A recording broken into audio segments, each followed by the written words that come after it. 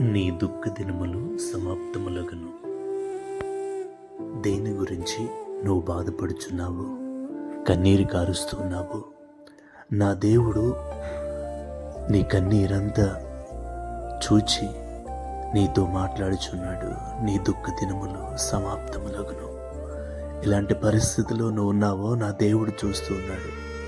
ఎలాంటి స్థితిలో ఉన్నావో, ఎలాంటి స్థితిలో వేదన పడుతున్నావు, నీ భర్త గురించి, నీ బిడ్డల గురించి ఎంత కన్నీరు కారుస్తున్నావో నా దేవుడు చూస్తూ ఉన్నాడు. నీ దుఃఖ దినములు సమాప్తములగును. నీ బిడ్డల విషయమై నువ్వు కారుస్తున్న కన్నీరు నా దేవుని యొక్క కవిలలో చేర్చబడింది కనుక దేవుడు నీతో మాట్లాడుచున్నాడు. నీ దుఃఖానికి దేవుడు గొప్ప సంతోషాన్ని ఇవ్వబోచున్నాడు. నమ్మి ధైర్యం తెచ్చుకుని ముందుకు కొనసాగు.